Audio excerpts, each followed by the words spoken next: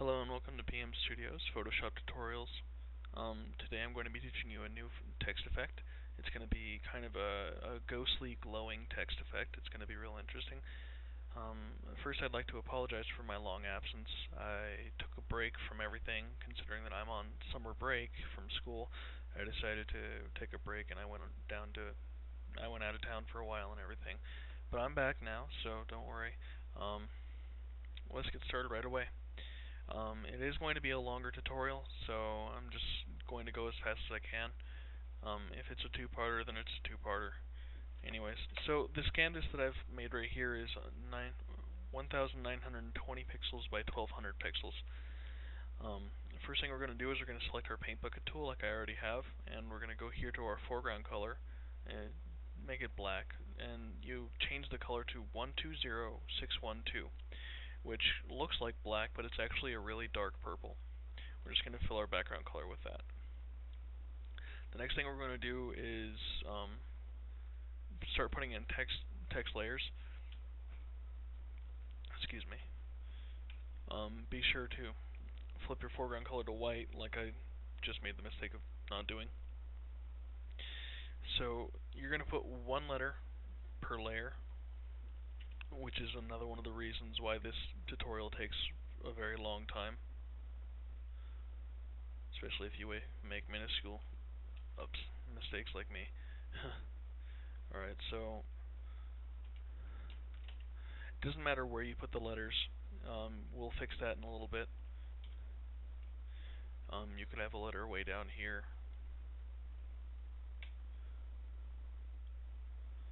another letter way up here. It really doesn't matter.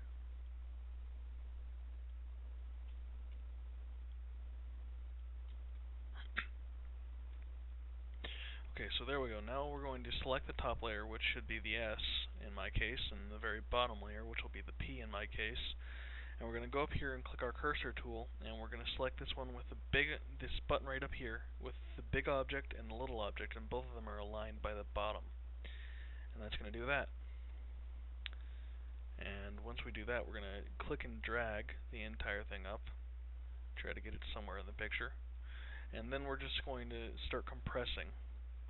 And just bear in mind that you don't have to worry about this part. Just compress the text, make them overlap. I believe that the sloppier you do this, the better it'll look. So, as you can see, I'm just making them overlap. If you have any eyes, try to be careful with that, because they're really hard to get to later if you're not. And then we have S. Alright, so after we do that, we're going to select all the layers again, and we're going to push them down, or align them by the bottom again, and drag them into the center. As you can see, I took that really entire canvas of letters and compressed it down into that small word, and that's exactly what you want.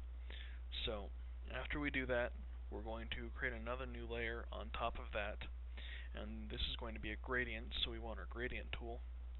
And on the gradient tool, we want our foreground color to be white, and we're going to select the foreground to transparent gradient.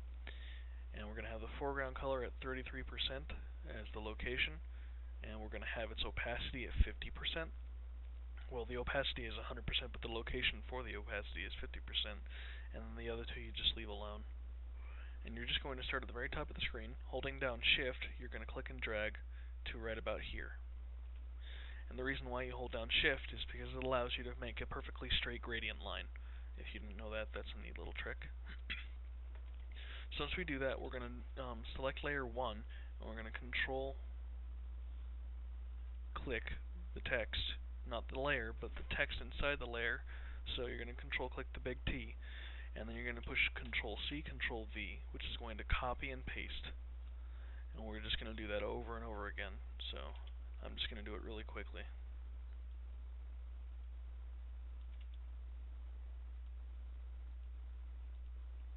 Oopsies. Yeah, and if you make that mistake, don't Control-click. You have to push Control-D to deselect everything. Go back up to layer 1, and then Control-click it. It messes up if you do it just the lazy way, like that, yeah.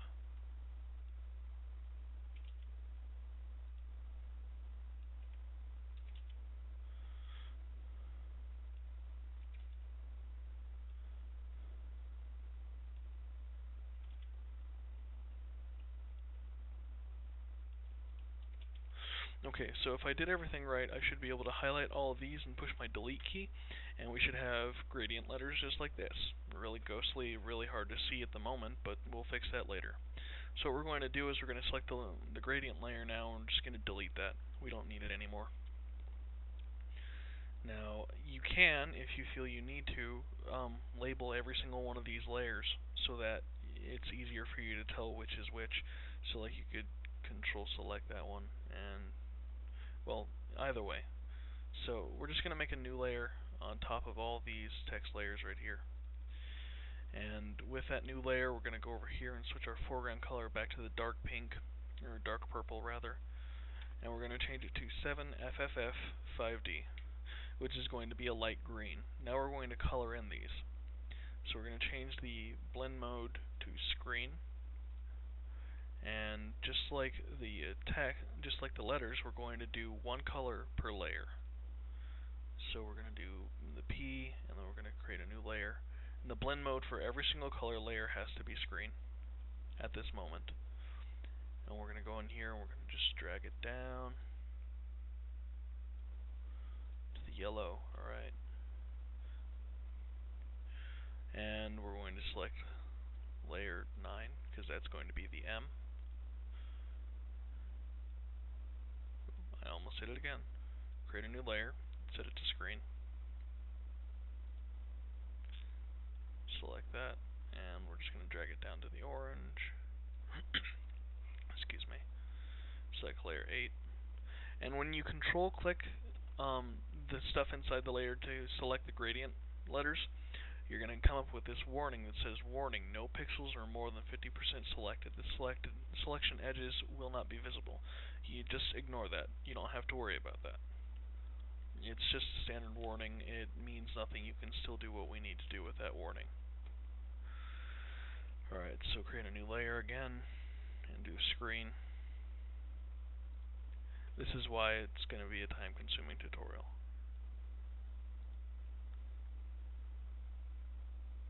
It's going to be layer 7.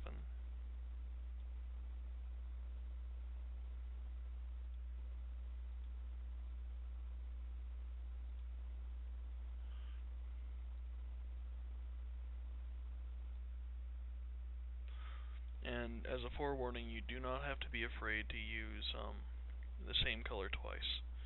So,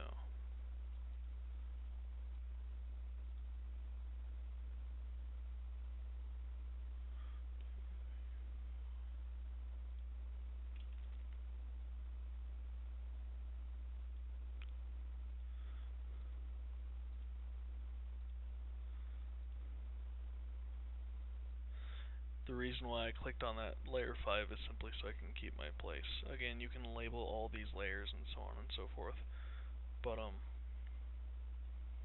just trying to keep my place and go fast.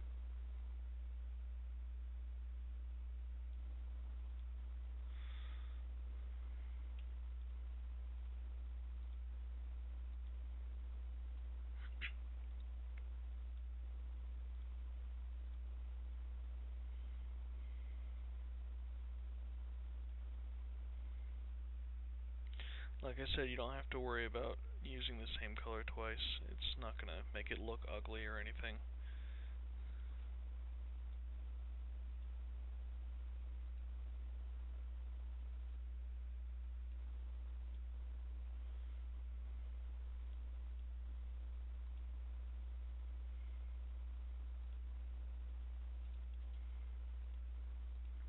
Alright, there we go. So once we've done that, what we're going to do is we're going to select all of the color layers.